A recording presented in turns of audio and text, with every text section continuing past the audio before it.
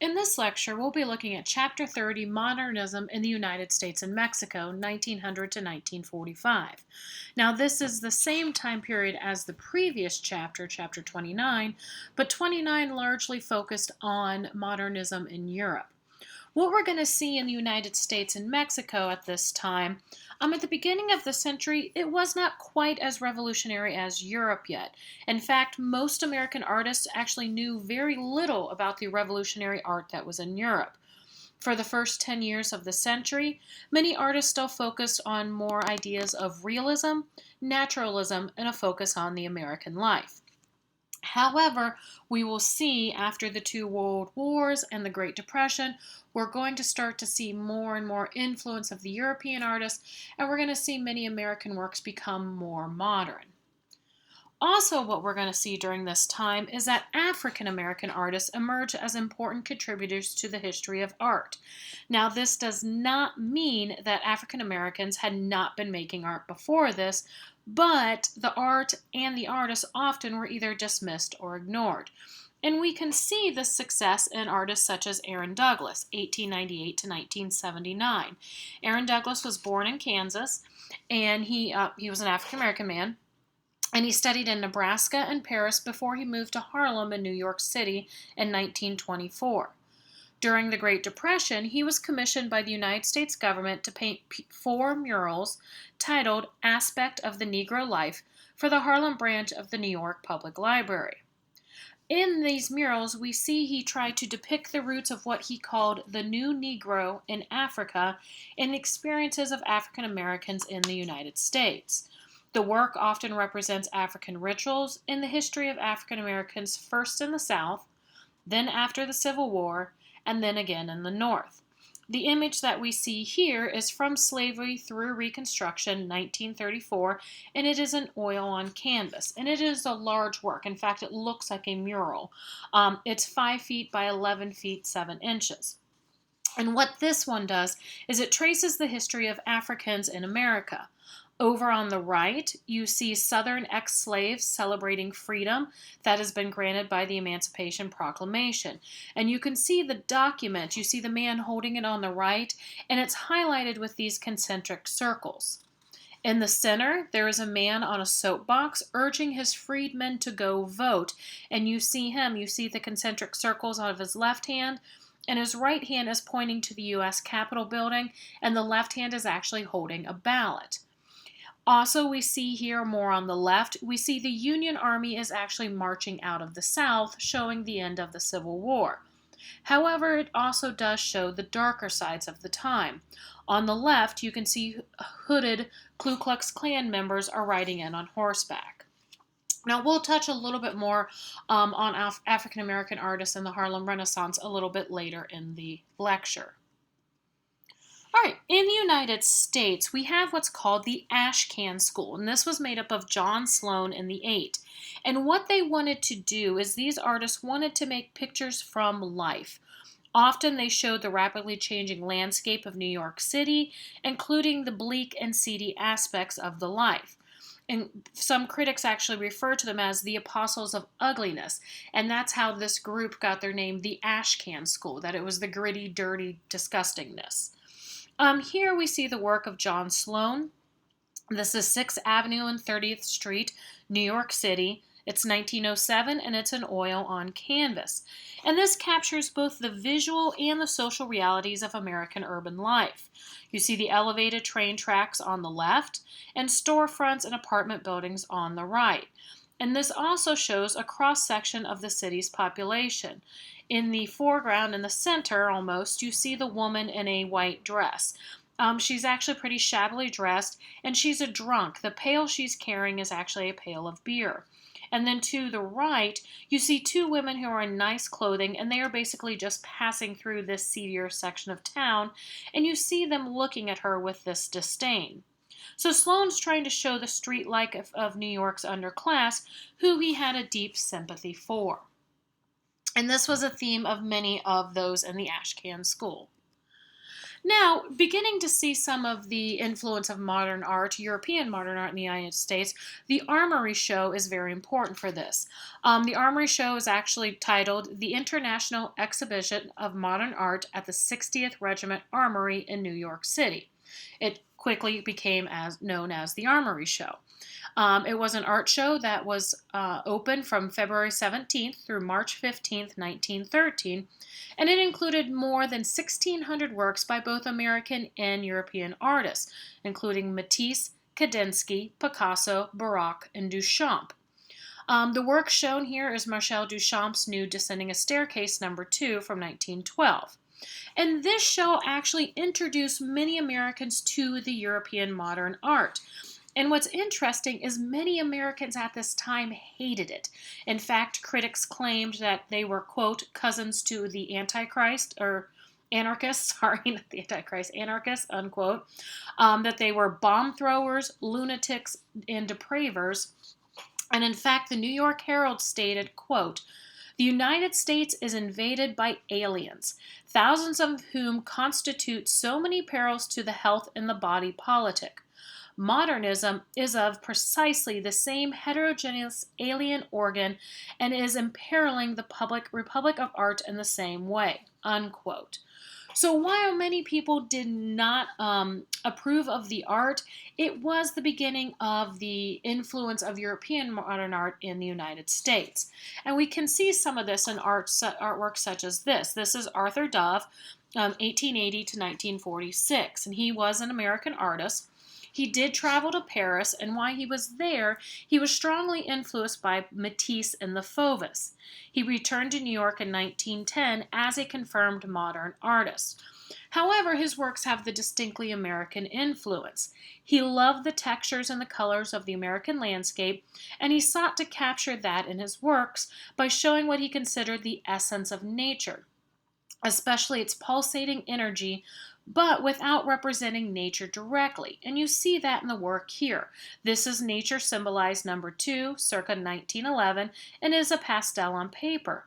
And what you show here is the essence of vegetation sprouting gloriously from the fertile soil beneath patches of blue sky.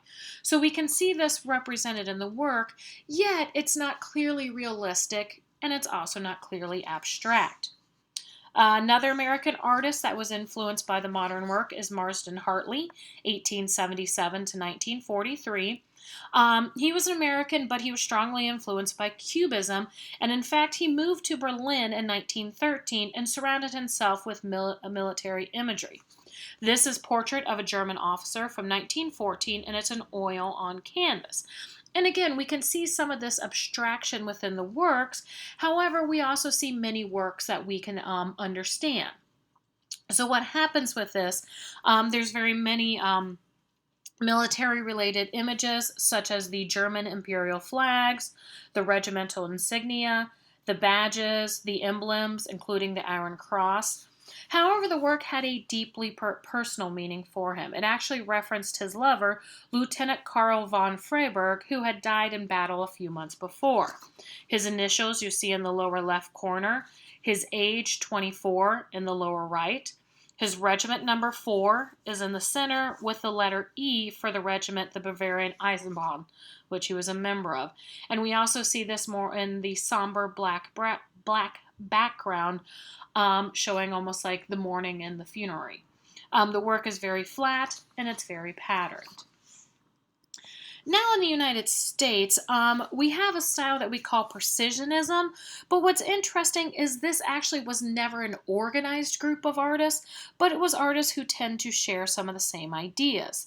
Now, precisionism was a distinctly American movement, and it was a fascination with the machine's precision. We're going to see a focus on flat, sharply delineated planes, and we're going to see a merging native style and American architecture and artifacts with a modernist vocabulary derived largely from synthetic cubism.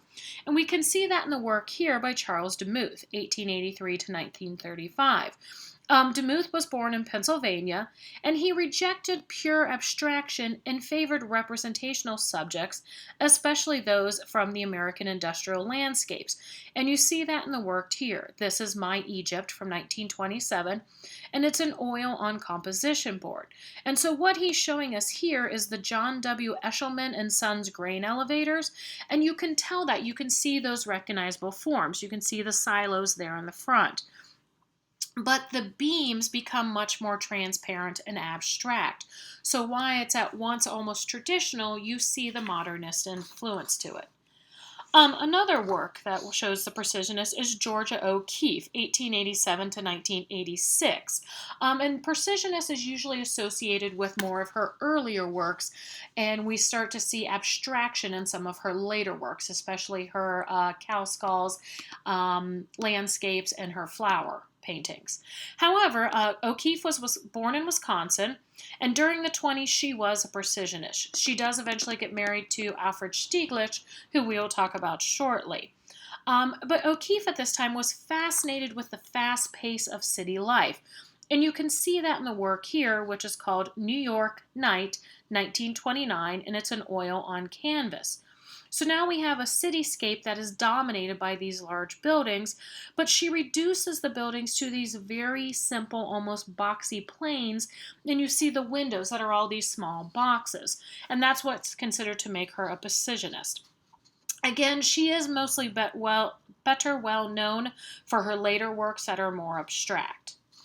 Also interesting during this time, this was in one of the sidebars in your text, but I thought it was very important to talk about this, was the rise in what is called art matronage. And what happens here is we have discussed many times the limited role of women artists throughout history. Often they were limited in their education. Remember, they couldn't go to figure classes, they couldn't study nudes, they couldn't live with their male teachers, as usually was the practice. Well, by this time in the 20th century, things began to change, and many of these restrictions were limited, and women could often get the same education of men. And then also very important, women began to become very important patrons in the art world. And just a few examples of this were Gertrude Vanderbilt Whitney, 1875 to 1942. And what she did in 1914, she actually opened the Whitney Studio, and this was a place where artists could work. She would commission artists, and she was an avid collector.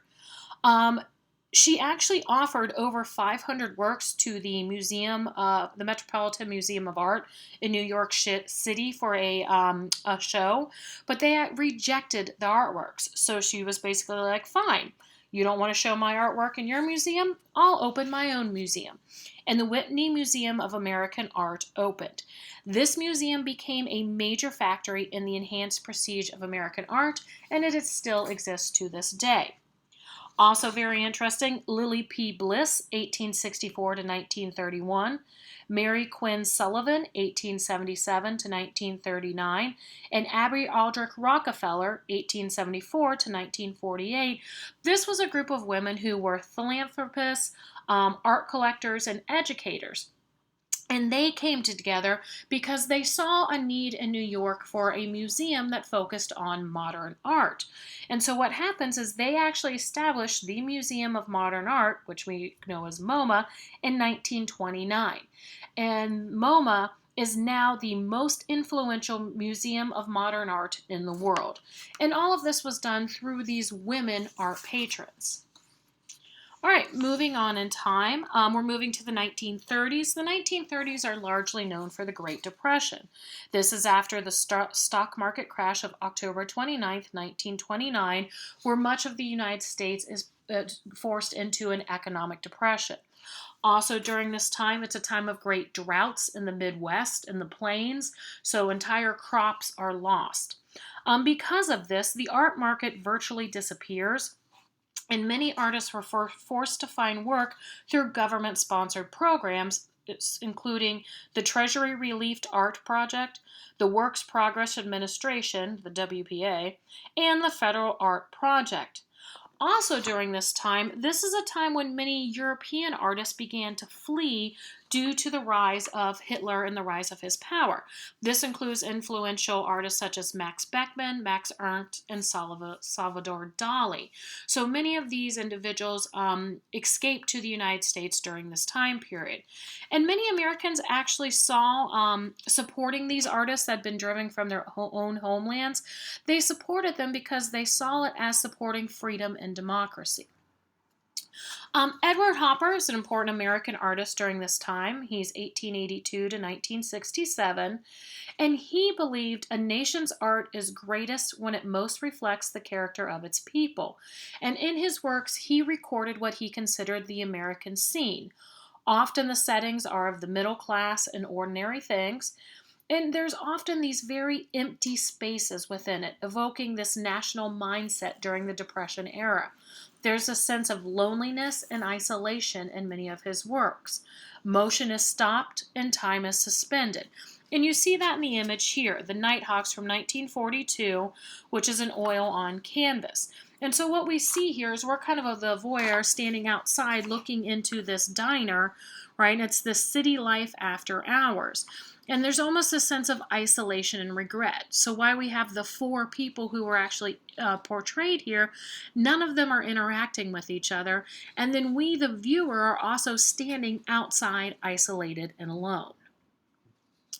Now, we mentioned earlier the Harlem Renaissance, and Jacob Lawrence is another artist from the Harlem Renaissance.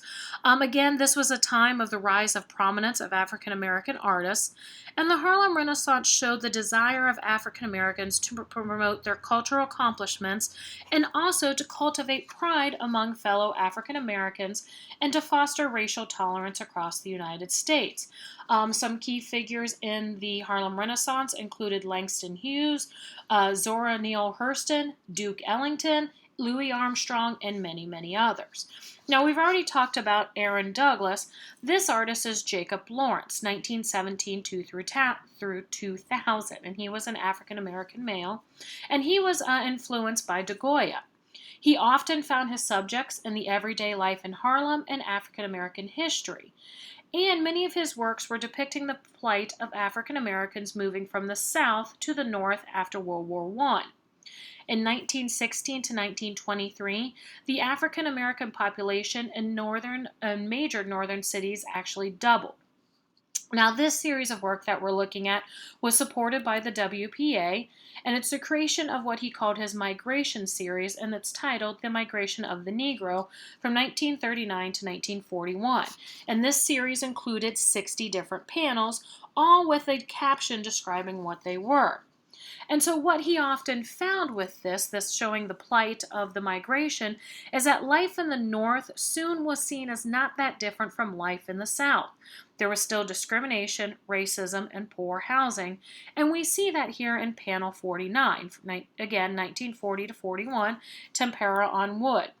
And what we see here is we see a scene within a restaurant, but we see a clear divide between the white customers and the African American customers. And this is clearly shown by the yellow almost fence, the divider that goes down the center.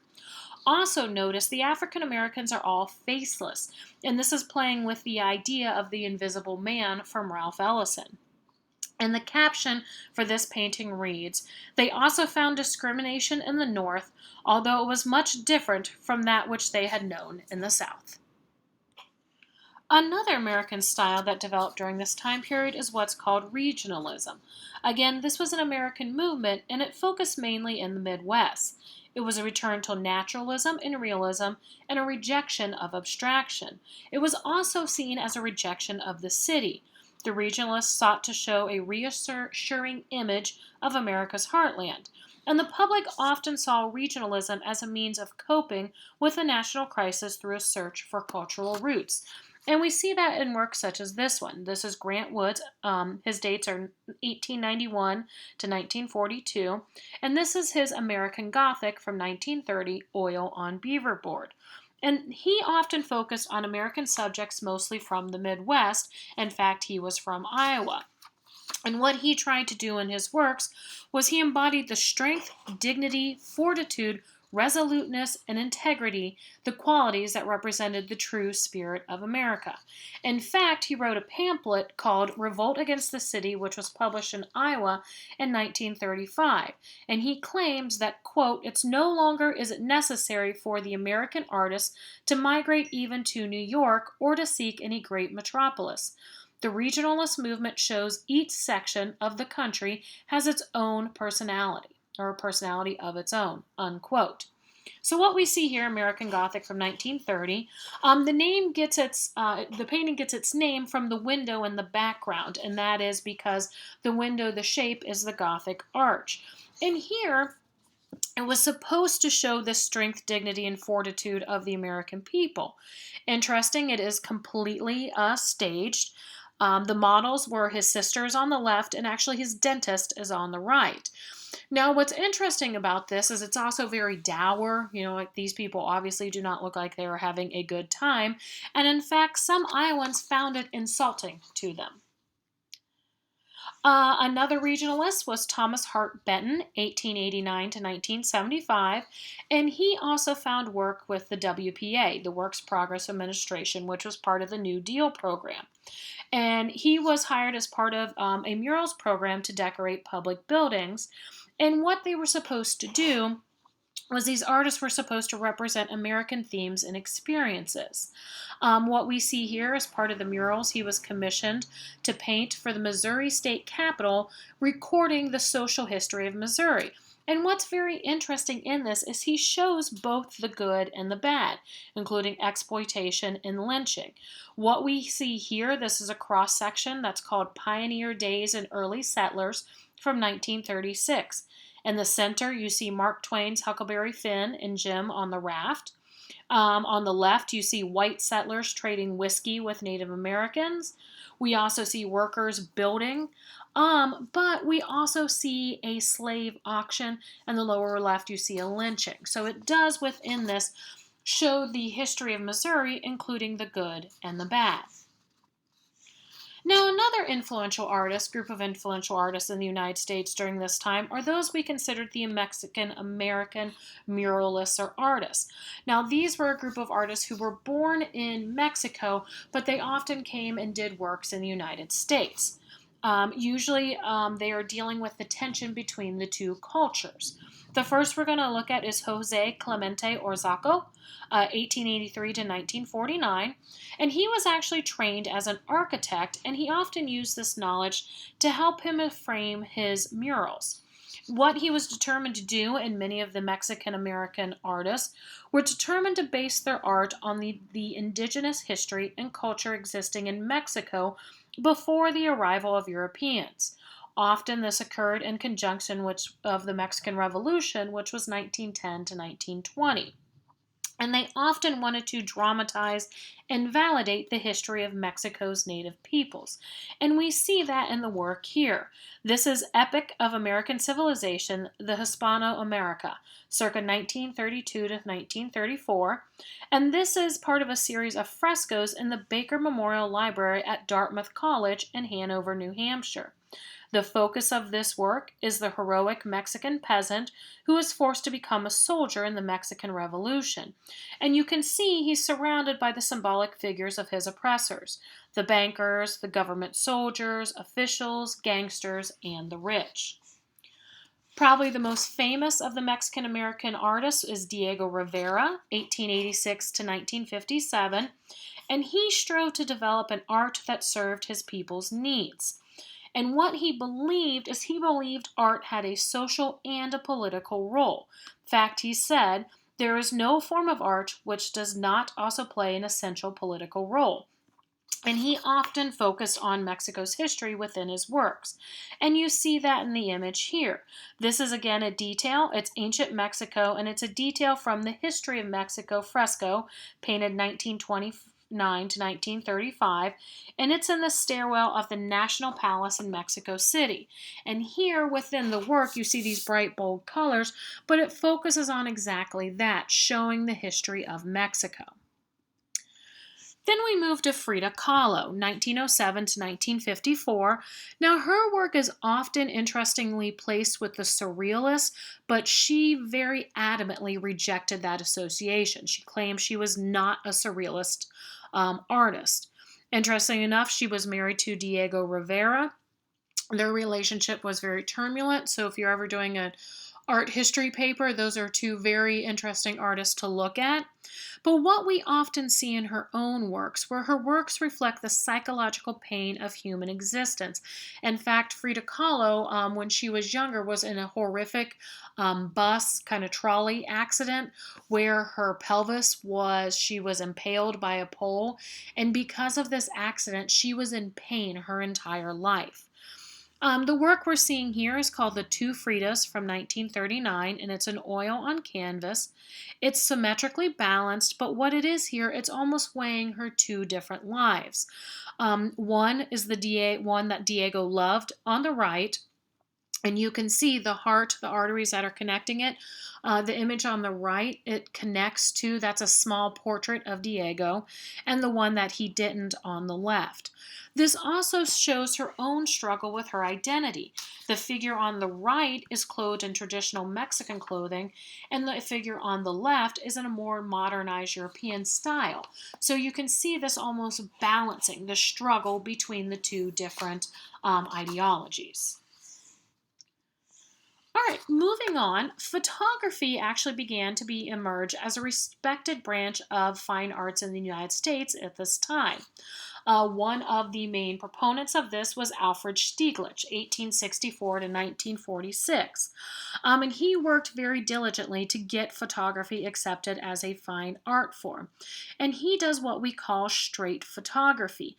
These are unmanipulated photographs, and he claimed photographs are to, quote, to hold a moment, to record something so completely that those who see it would relive an equivalent of what has been expressed, unquote.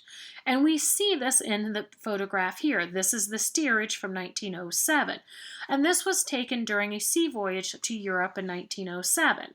He was traveling in first class, and then he comes upon those who were in the steerage class. Steerage are passengers whom the United States government were sending back to Europe after refusing them entrance to the United States. And what he does here is you can see the straight photography. He very carefully composes the work. And what you see is the clear lines created by the beams, the stairs, and then the gangplank. And these beams and lines literally become the dividers between the classes. So within this, he's making also a political statement.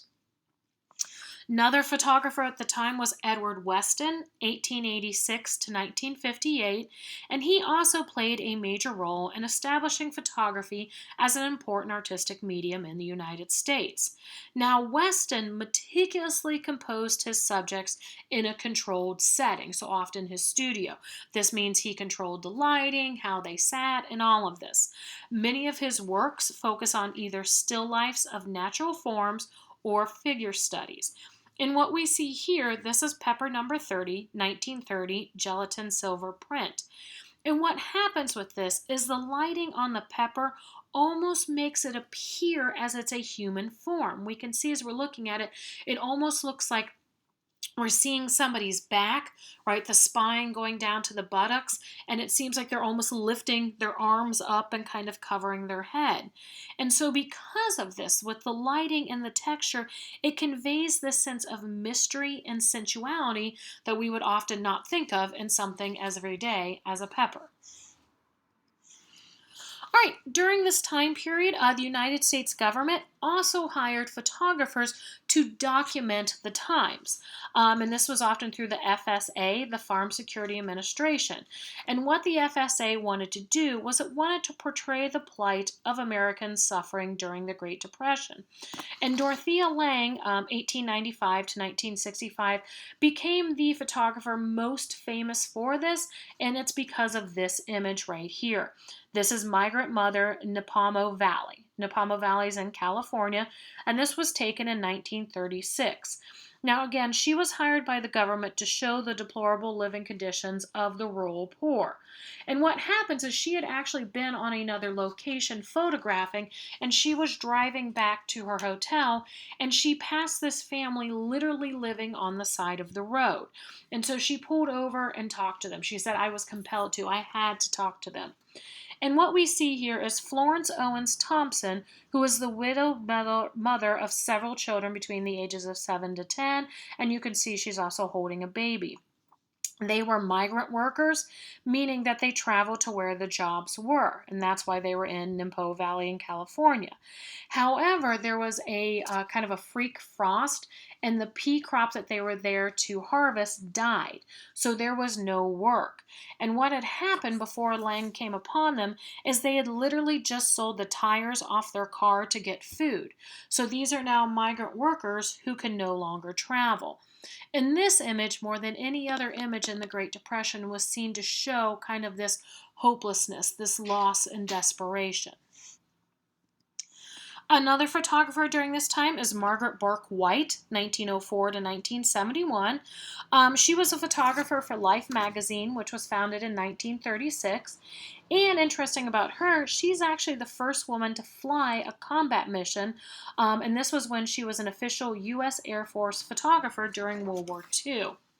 She is trying within her work, she tries to capture life as it is and often focuses on the triumphs of 20th century engineering, and to do this to instill pride in American public serving, basically that was lacking in confidence during the Great Depression. Many Americans didn't find things to be proud of.